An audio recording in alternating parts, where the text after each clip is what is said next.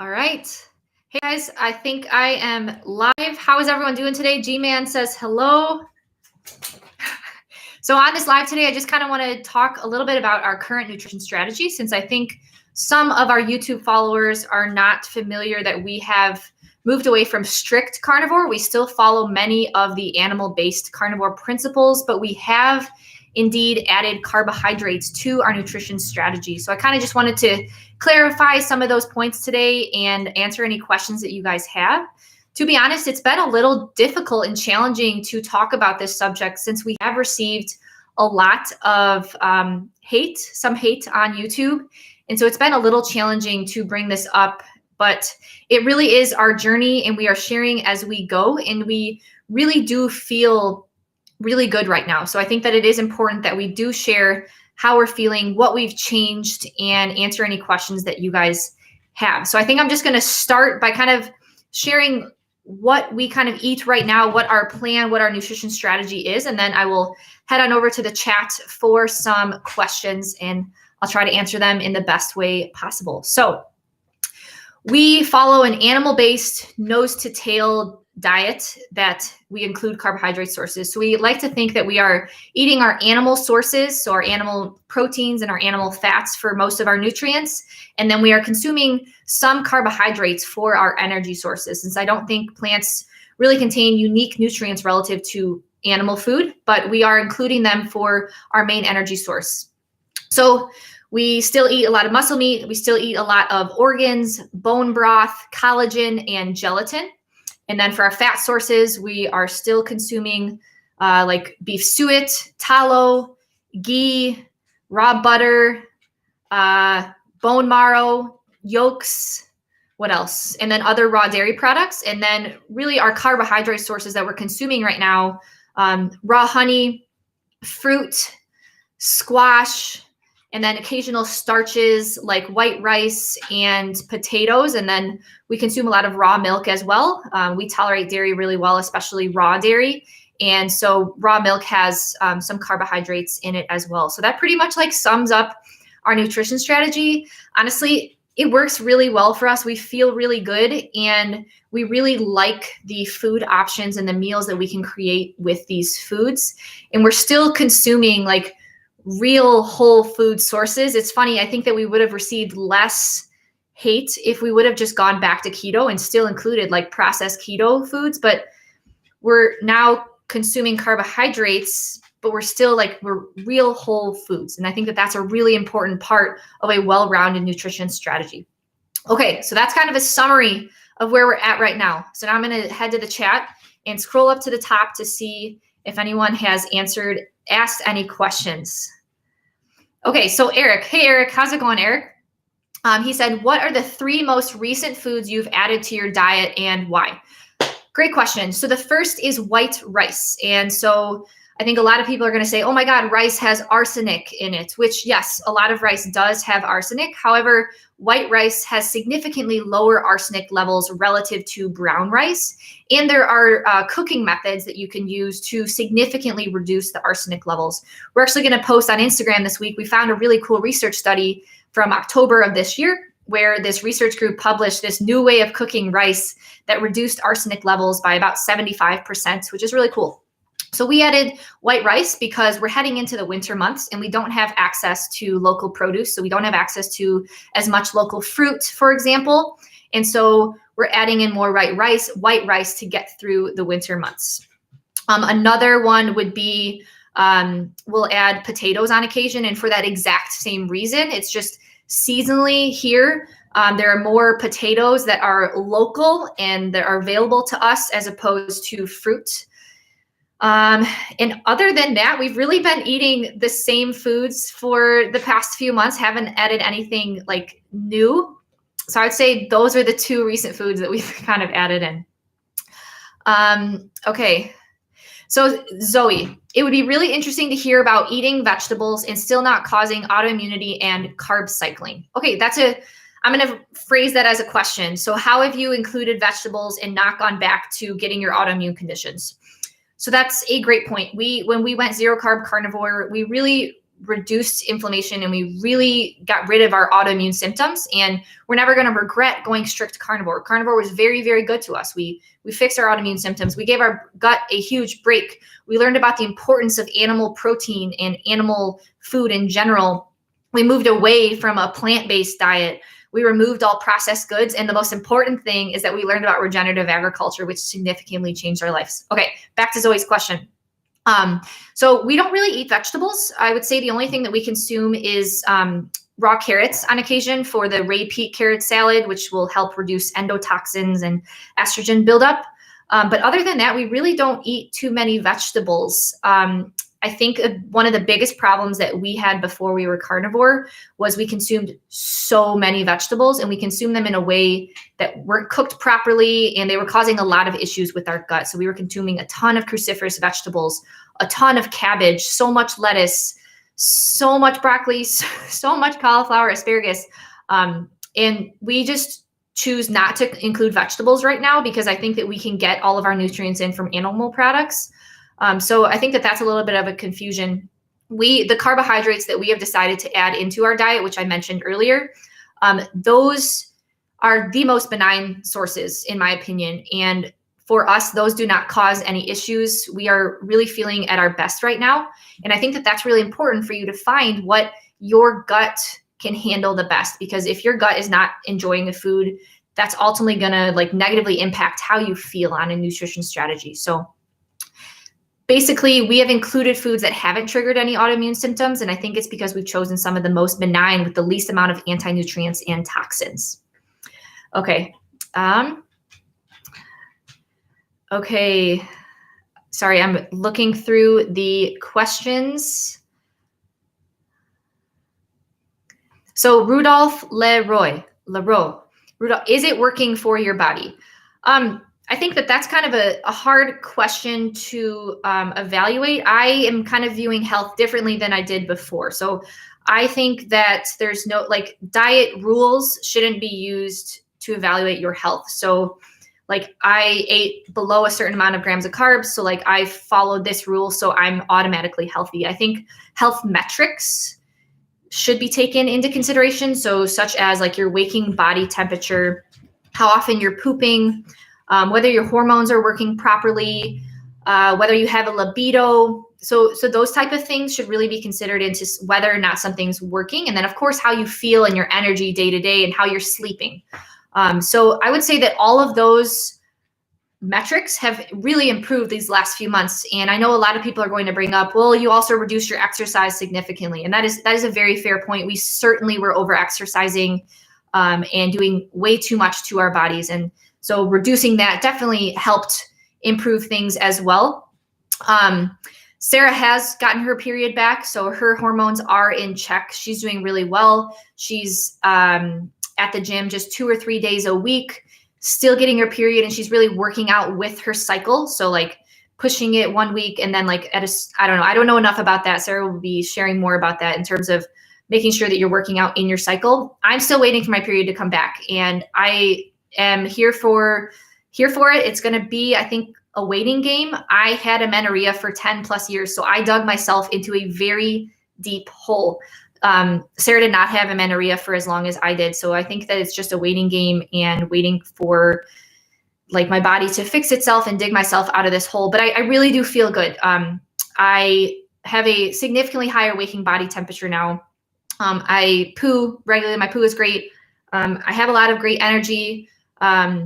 My libido has improved. I've seen some improvements in my hormones, such as it's way too much information, but what shows up on your underwear, for example. So there are certain metrics that you can use to kind of see if you're headed in the right direction. And I think I am. Okay. So, Bad Boys said, you went vegan, ? So that's a great question.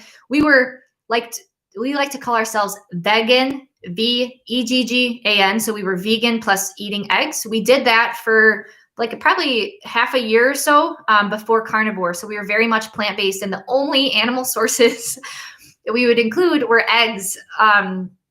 We never appreciated animal foods before then, which is really a shame. But now we certainly do. So do you have a preference of a certain type of white rice? Yes. There are plenty of research studies showing that the lowest arsenic levels are going to be white rice from California. So we like to buy white basmati rice from this company called Lundberg. You can find it at most grocery stores, since Lundberg is based out of California. And so that's going to be the rice that has the lowest amount of arsenic in it. Okay. So who paid for you for promoting veganism? So if anyone wants to pay us for promoting anything, let us know. Like, we aren't sponsored by anything, so no one paid us. I think that that's a huge misconception, that people are just like paid to, like, smaller people like us. Like, we don't have a huge following. We are just sharing our passion and our journey. And if anyone wants to pay us for this, let us know. You go switch over easily. Okay, so Tiff had a great question. Oh, sorry, I missed one. Davis Brandel, thoughts on soaked and pressure cooked beans and Brussels sprouts? So my question to you is, what unique nutrients do those provide in your diet? Are those providing something unique that you can't get out of animal products, or some other, animal products? I don't personally think so, but if those are something that you enjoy and they don't cause you issues, I don't see the problem with including them. I think that in the past, I've had a really strict and restrictive view on a lot of things. And I think that caused a little bit more harm than good in some of my mental thoughts and my food freedom. And so I think experimenting and, like you said, just really making sure that they're really cooked. And if you include those on occasion, that's fine if you enjoy them. Do I think that they add anything unique and you have to include them? No. It's just kind of more of like an enjoyment factor. So you have to kind of find like your life balance and your quality of life equation. And if those add to your quality of life and they don't cause too many issues, then sure, add them. I personally do not enjoy beans or Brussels sprouts that much, so I choose not to eat them. But that is my choice. Rudolph Leroy, yes. Do you eat fruits? Yes, I mentioned that in the beginning. That is one of the carbohydrate sources that we include. And at this time of year, we don't really have too much produce except for apples. So we consume apples right now. We like to peel our apples and saute them because that improves the digestibility. And then there's also this farm in Michigan that grows a lot of cherries and they freeze them. And so we have a bunch of frozen cherries, which is nice. So those are like the two kind of fruit sources that we have available right now. So Tiff has a great question. How do you know what proportions of each macronutrient to eat? I've never counted any calories or macros. It seems like you both switched over easily, knowing exactly how to do it right. Thanks.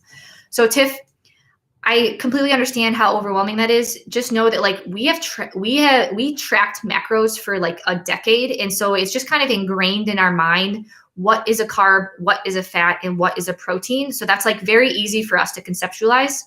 And I think that like the biggest thing that we've learned is now that we include carbohydrates, just making sure that you have a balance of those. And I think that a lot of the hate about carbohydrates come from when carbohydrates are consumed alone. So for example, like you should never just consume an orange alone, I don't think. Because that's going to lead to like a rise and then a drop in your blood sugar. So I think making sure that you balance your carbohydrate with a fat and or a protein can help you stabilize your blood sugar longer. So I think just if you are going to consume carbohydrates, just make sure that you include a little bit of fat. So like some cheese, some butter, some suet or bone marrow, and then a protein source. There is plenty of like research showing that like muscle protein synthesis, MPS, is very much a thing. So balancing out your protein in like 3 to 4 hour increments is optimal if muscle growth and working out and like recovery is your main focus. That's not my main focus right now, but I am choosing to just like portion out my protein in like 30 to 40 gram increments. And that's like roughly like 3 to 5 ounces of meat or something like that per meal. So that's kind of, I start with the protein. So what protein am I going to have at that meal? And then I'll choose a carbohydrate source and just make sure I also include a fat. I would say, especially for someone who's trying to lose weight, I'll always like start with planning what protein you're going to have at that meal, and then add on those other things. I hope that helps. Feel free to follow up with any more questions. Okay. Sorry, I'm going back to the chat. So Mike said, do you have any plans to add more foods soon? Why or why not? No, I really, really enjoy this way of eating. I don't feel restricted at all. I like eating like seasonally. So I like getting all of the like winter squash varieties now. And then in the spring, there's different squash varieties. And then I like eating different fruits throughout the year. Raw honey is kind of going to be a staple throughout the year. I really don't feel restricted, and I enjoy every food that like we're consuming right now. And it feels really sustainable and enjoyable. And like, for example, going to go visit people, I don't feel like as restricted because like I can consume a little bit more food now. So I personally don't plan on adding more foods. And I think that I'm getting my full nutrient profile with the way that I'm eating right now, animal-based, making sure that I get my liver and oysters in and all those other nose to tail parts. Yeah. Okay. So Cassie Lynn said, have you had any failed reintroductions? If so, what kind of reactions did they cause? Yes, avocados do not work well with me. They cause a lot of stomach distress, and I've tried it now like 2 or 3 times, and it just, the same thing happens every time. So that was my biggest failed reintroduction. I don't really miss, like avocado wasn't something that I like really missed that much. I just wanted to try it out, and I'm gonna just stay clear of it for the time being. But if I feel like having guac while at someone's house or on vacation or something, there's nothing wrong with that. I'll just know that, hey, I'm going to get a little bit of a tummy ache. Naki said, are you still working out? Are you gaining weight? So we have a garage at our new place here. And so 2 or 3 times a week, I'll go to the garage and do like some body weight movements, maybe some light weights with those, like 5 pounds. And it's like 20-minute sessions. I'm just focusing on blood flow, and I'm using my like heart rate. So my watch measures my heart rate. So I'm using my heart rate as a gauge.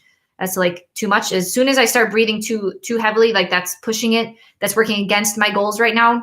I'm just focusing on getting blood flow. I'm not going anywhere close to failure. And then I'm also using my waking body temperature as a gauge as well. So if I ever see a reduction in my waking body temperature, that's likely my body is not recovered. I did too much. And I haven't seen that over the last few months because I've done a really good job of not pushing it. And it's funny, as I'm getting more and more into this, my body doesn't want to go out to the garage as much. So last week I only went 2 times, and I kind of just started to get bored. And I think my body's just close. I think that it's close to recovery. This happened to Sarah near the end of right before she got her period as well. So and then am I gaining weight? I think so. I'm not tracking my weight because I don't think that would help in any way. I think that would lead to some more mental struggles than anything. So not tracking that, but some clothes don't fit. So if you know what I'm saying. Okay. So someone said, is it challenging to eat carbs in such small amounts? Do you ever just want to eat it all? So that's a great question. I think that is a big problem for people. I think that some people feel restricted, and then they go to carbohydrate sources, and then they like have to eat all of it.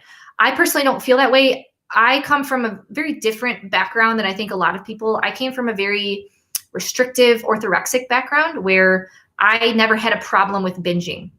That was something that was just never part of my history. However, I do think that a good strategy to mitigate this is to always eat your protein in your meal first. That's going to increase satiety, and you won't be as hungry for the carb. Plus, one of my friends on Instagram actually posts her blood glucose monitor experiments, and she compared the same 2 meals consecutive days at the same time. And for one of the meals, she ate her carbohydrate source first and then her protein source. And then this other day, she ate her protein source first and then her carb. Eating the protein source led to a significantly smaller increase in her blood glucose levels. So I thought that was really interesting. So I think for someone that's having those issues, definitely eat your protein source first, and then go to your carb and fat sources. Okay. When drinking raw milk for carbs, is it cow milk or goat milk? So that's a great question. When we were back in Illinois, we were eating goat milk because that was what our local farmer there had, raw goat milk. And then moving here to our new house, our local farmer has raw cow milk. It's from Jersey cows, so it still is A2 dairy. So we are doing cow milk right now. I do know that a lot of people have sensitivities to cow milk. And so if you are one of those people, definitely would recommend trying out goat milk. There seems to be less sensitivities for some people. And I think that it's like more similar to human breast milk. So if you're having some issues, definitely recommend trying to find some goat milk. And if you're looking for a raw milk supplier, check out realmilk.com. And then in the upper left-hand corner, there is a like real milk finder. So you'll click on your state and then you can search your county to find a raw milk supplier near you. Okay, so someone said, do you take any supplements? So I view liver and oysters as supplements because they're just like jam-packed with the most bioavailable nutrients possible, right? So I'm making sure that I have my liver every day. I have oysters 1 or 2 times a week. And then I also still do magnesium. So I will take magnesium baths and magnesium spray. And then also I take magnesium glycinate or magnesium malate. So that's pretty much the only supplements that I take right now. I'm experimenting with taking vitamin E as well. So I know a lot of people are going to be like, you don't need to take supplements if you're eating real whole foods. And I agree entirely. But if you are someone who is really ill or is digging yourself out of a stress hole like I am, I think that some nutrients can potentially help mitigate that and help bring you out of that hole. And so I'm experimenting with taking some vitamin E right now as well. I just started that. Okay. Yeah, I'm a little bit confused on the chat stream of people thinking that we are vegan. I don't really know where that's coming from. We still, Sarah and I are going to be splitting a beef heart today, essentially. Okay. So Rudolph said, have the carbs made you gain some weight? I think there is plenty of people who can consume carbohydrates and lose weight. So carbs are not in themselves going to make you gain weight. That's just false. That's just not true. I do think that you have to consider other factors. So how much you're moving around, how active you are, and how much are you consuming, how much is your total caloric intake? You can't deny that calories in, calories out matters. It's not the only thing. It is not the only thing. But I do think that your daily caloric intake will matter. And then also your macronutrient split, meaning if you're consuming all your calories in carbs, no bueno. If you have more balanced protein, you definitely need your protein in there. That will be better. So I have gained weight because I am purposely not moving and exercising as much, and I'm eating more calories. I'm consuming more food. So with those two factors, I have gained weight. I think that my body has kind of reached or is near reaching a set point and is kind of stabilizing. Someone said, do you consume any orange juice? So I have consumed orange juice in the past. A lot of people hate on it, and it is a good source of vitamin C. Whole food vitamin C, it really is. I think orange juice should never be consumed alone. It should be consumed with a fat and a protein source. It's not really in season, which is definitely controversial. But if you are someone who is struggling with certain things where vitamin C could improve that, I would say that consuming a whole food vitamin C is significantly better than consuming a supplement form of vitamin C that is ascorbic acid. Ascorbic acid is not the same as whole food vitamin C. So you kind of have to play around with what works for you, but do not just consume orange juice by itself. I think that will lead you to just drinking the whole bottle, and remember, consume it with protein. I think that will really help. Someone said, how many carbs do you eat in the day? Thanks. that really varies. I'm really trying to be in tune with my body right now and kind of listen to what it says. I can't give you an exact number, and I don't think that there is an exact number that is going to work for everyone. I think that you really have to experiment to find what works best for you. I would say that you start with your protein. Are you hitting good protein? I always say that 1 gram of protein per 1 pound of body weight. Make sure that you're hitting that, and then fill the rest of your calories with carbs and fats. Do not just consume carbs. You need your fat sources. Get those animal fat sources. All those fat soluble vitamins are really important. Okay, so someone said your thoughts on mushrooms. So there's a really great article written by the nutrition coach. And so if you just look up mushrooms, the nutrition coach, she talks about some of the benefits of really well cooked. So I think that that's the important part, is really well cooked mushrooms. She boils them for like 3 to 4 hours. And so I don't hate on mushrooms. I just don't like them that much. So I don't include them that much. But if you're interested, definitely check out her article. She points out some interesting thoughts there. I don't think that they need to be included every day. Again, I don't think they provide like significant nutrients, but if it's something that you enjoy and it helps you achieve your goal and it doesn't cause any problems, again, that's fine. Someone said, are your teeth holding up with the carbs? Yes, my teeth are perfectly fine. They are doing great. I think that that's another misconception. So a lot of people have posted this connection with the Hasda tribe and honey and their teeth decaying. But a really important piece of that study that no one really talks about is that group of Hasda were introduced to cigarettes and they smoked a lot. So just check out that study yourself. And the authors even point to the fact that they were smoking a lot. Someone said, can you do more full what I eat in a days?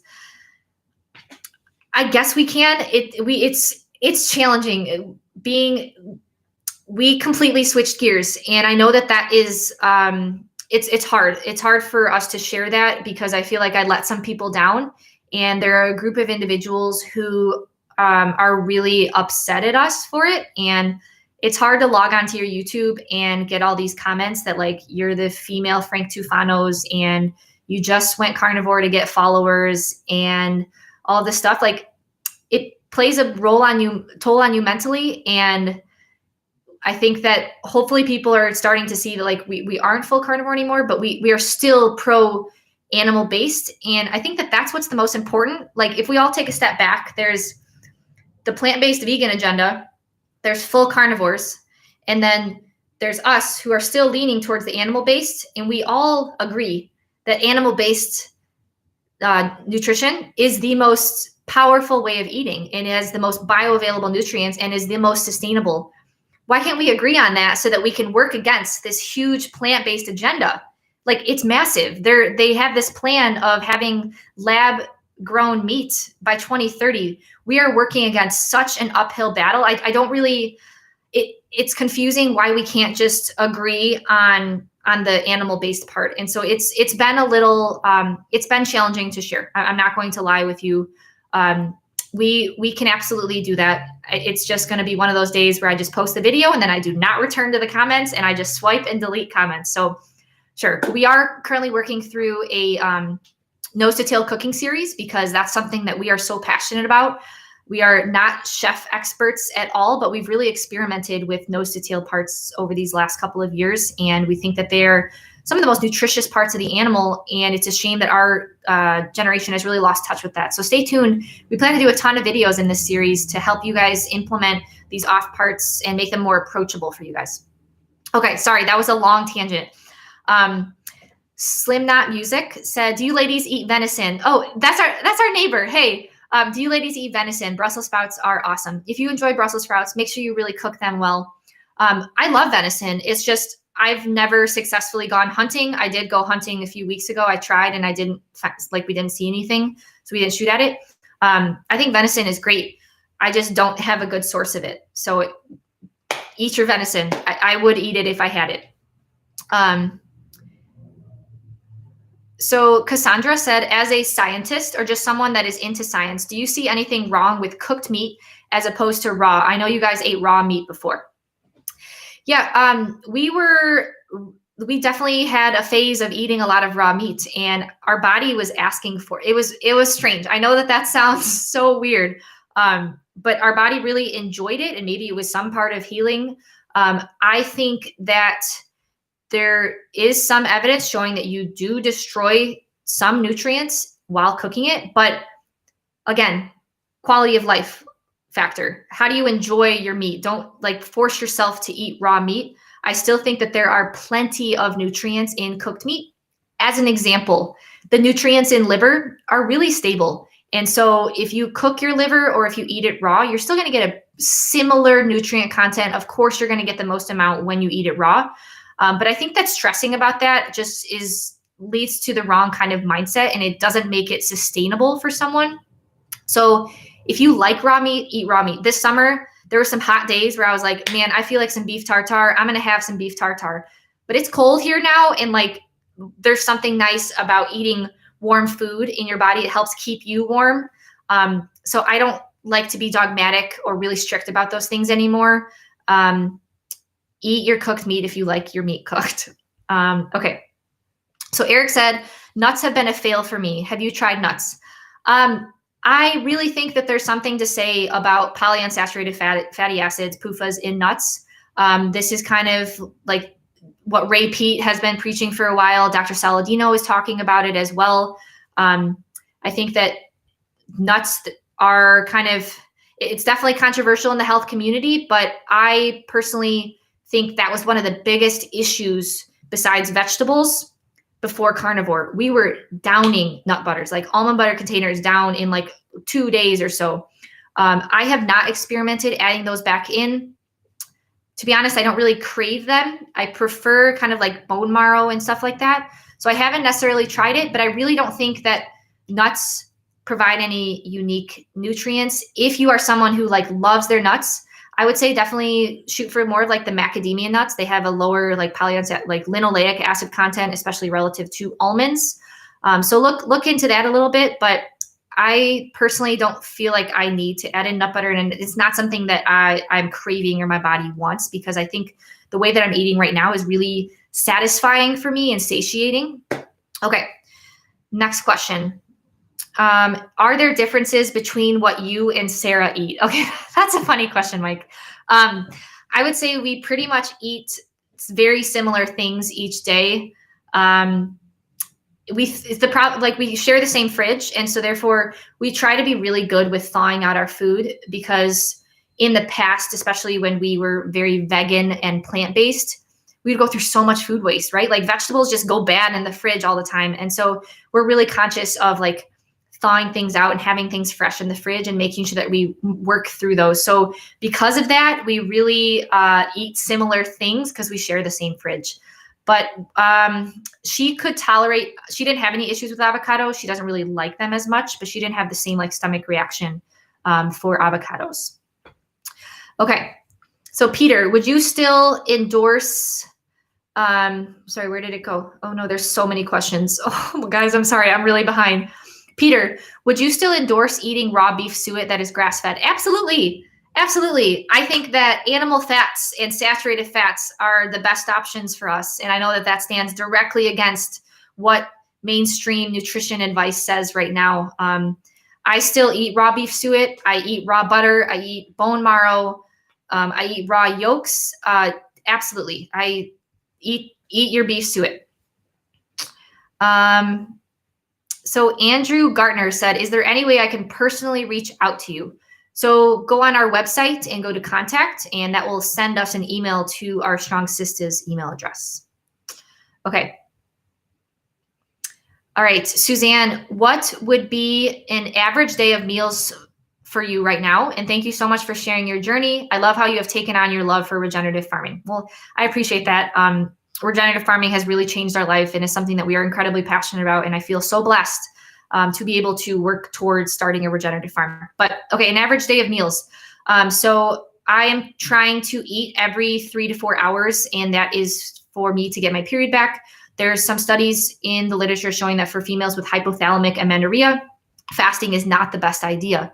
And so because the goal with fixing hypothalamic amenorrhea is to get my body out of this feeling of being stressed. And so I need to make my body feel safe, and consistent food is something that is going to help it feel that way. So pretty much eat like breakfast, lunch, post-lunch snack, dinner, and then a post-meal, pre-sleep meal. So about 5 meals a day. And it's pretty much all balanced with like carbs, fat, and protein. It's going to get pretty boring, but like breakfast is maybe some like raw honey, sauteed fruit, liver, and eggs. Snack is going to be like raw milk and honey, and sometimes we'll have, and then coffee with that. So I have experimented. Sorry, Mike, I'm going to go back to the beginning. 3 things that I experimented with that I've added back in. I've added in coffee after breakfast. And so I think that that's a big part. Caffeine, I wasn't handling it well because I was consuming it black on an empty stomach. I have noticed now consuming it after breakfast with carbs, fats, and proteins, like with a balanced meal, no issues. And I've been having it for like 2 months now. So I think that that's like a huge plus, because before coffee was giving me a lot of issues. So now having it after my breakfast, it doesn't lead to as big of a stress response for me. And it's personally me. It's just sharing my experience. Okay. So then have raw milk and coffee. And then lunch will be very similar, some sort of organ and some sort of muscle meat. And then some squash and apple. And then a snack will be like some sort of fruit. So maybe like frozen cherries and some raw cheese. And then dinner will be like squash and either some white rice or another sauteed apple, some bone broth, a lot of bone broth at dinner to balance out that methionine, with more muscle meat at dinner. And then pre-bed meal will be, I like, one of my favorite, most simple things is just raw milk and honey, because that'll give you the carb, fat, and protein. Or just like the last few nights I've been having liver, raw cheese, and raw honey. So I just like to have like a small nightcap so it doesn't like lead to too much digestive issues during sleep, but then I'll also get some more nutrients so I don't fast heading into the evening. Okay. Okay. So Chris said, why kabocha squash? Because I like it a lot. It's also in season around here, and we have access to it here.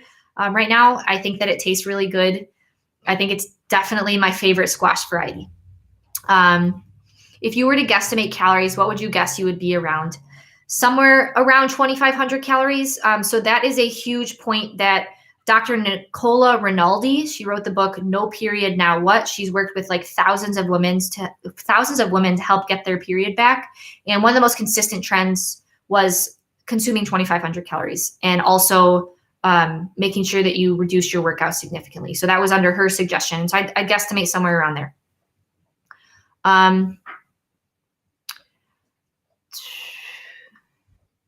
How do you know what your waking temp should be and what is too low? I think that somewhere between like 97 and 98.5 is like a good waking temp. I think in the 96 is too low. At the beginning of this year, I was like 96.3. Now I'm consistently like 97.5. Okay. So someone said, what are your thoughts on extended fasting? I personally am not an expert on fasting, and I do not know enough about it. It's just not something that I should be incorporating right now because it works against my goal. Fasting is ultimately a stress on the body. And when you are trying to heal hypothalamic amenorrhea, why would a woman's body flip hormones on when there is no food coming in? It just literally doesn't make sense for healing amenorrhea.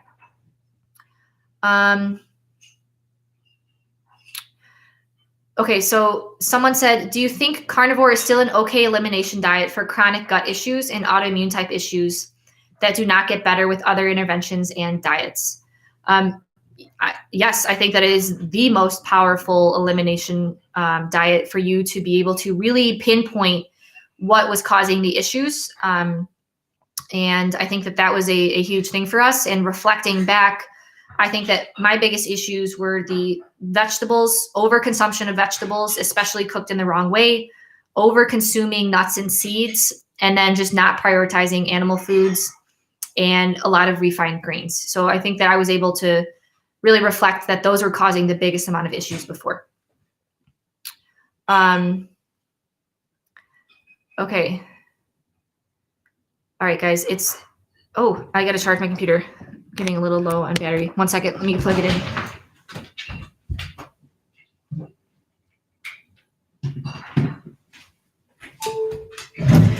Okay.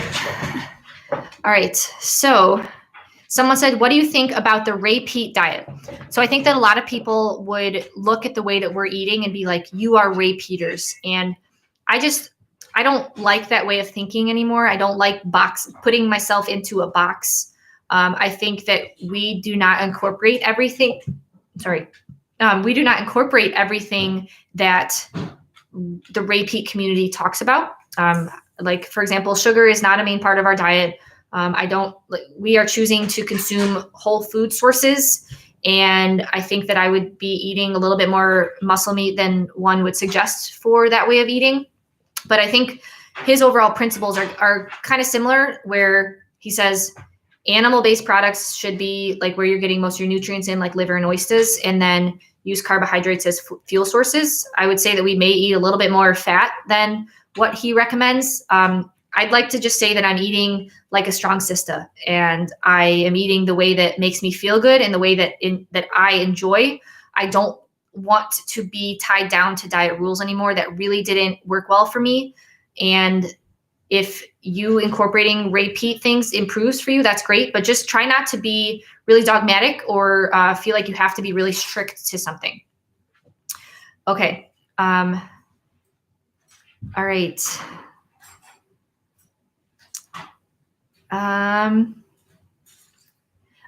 Robert sent, thank you, Robert. I appreciate that. So Robert then said, is there a way to directly invest in your regenerative farm? I appreciate that a lot. We are going to be talking about that soon. And so again, I really appreciate you considering that. Just stay tuned. Just as a note for anyone here, like we are never going to be a large scale farm. That's not something that 2 first-generation female farmers with 0 experience can create, but that's not something that we want to create. We really want to make this farm something bigger than ourselves. We want it to be a education experience where people can come here and learn about regenerative agriculture. And we really share about the power of animal-based nutrition, because like I mentioned just a little bit ago, we are fighting a huge uphill battle about animal-based nutrition, and then also about how animals are destroying the planet. 2 huge battles that we want to help combat against. And so that's what we really want this farm to become, is like an education and learning center where we can really hopefully guide this next generation in the next direction, which is really being pushed to this plant-based agenda, both for their climate, both for the climate and their health. Okay. Sorry, guys, I'm really behind on some of the, hi, Kyle. Sorry, I'm not caught up on the questions. Okay. Okay.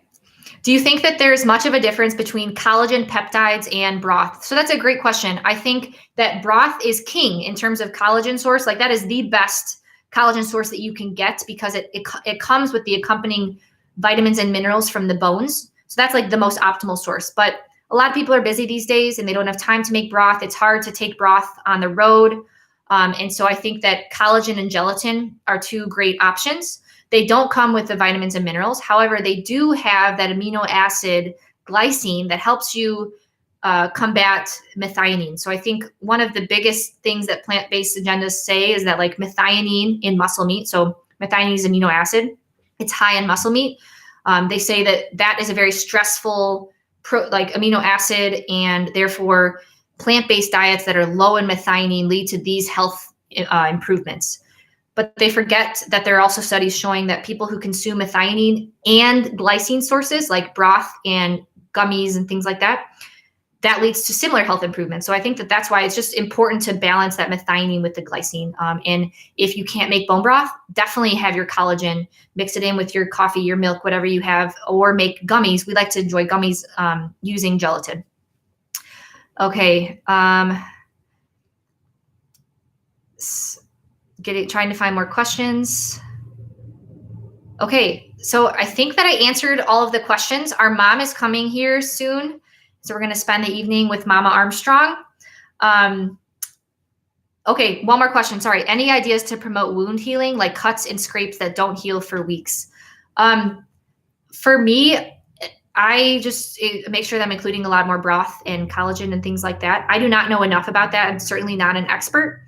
I would look into other things like that, but I would say increase your broth potentially.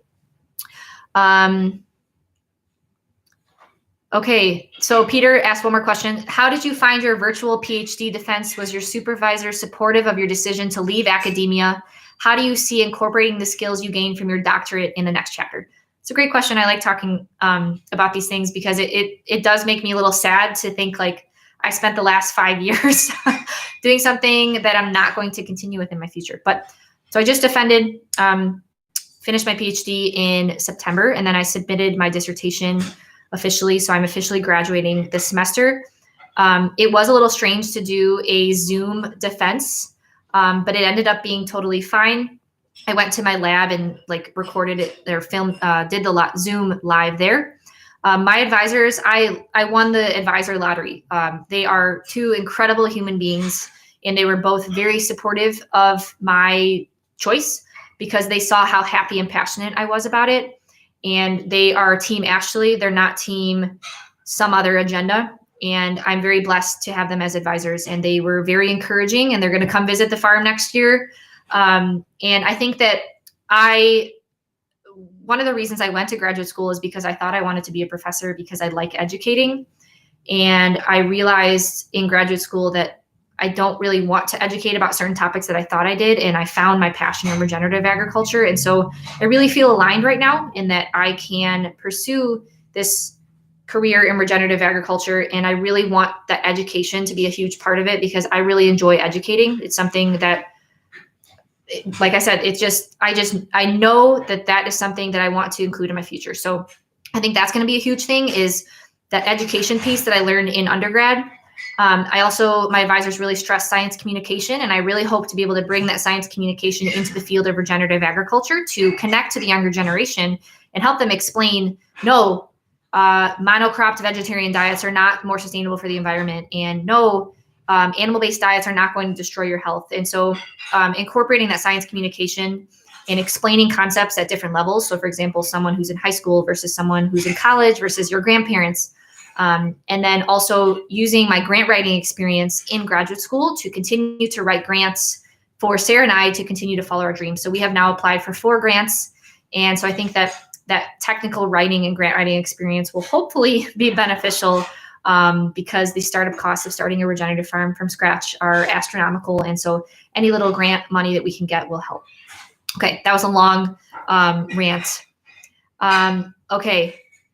I think that I pretty much answered all of the questions. Thank you guys for hanging out with me today. Stay tuned for more videos in the Nose to Tail series. That's something that Sarah and I are really passionate about. We just filmed our beef heart one today, so that'll be out this week. And of course, stay tuned for random chicken shenanigans. And until next time, guys, make sure you are, Mike's got it ready. Make sure you are behaving like an angel.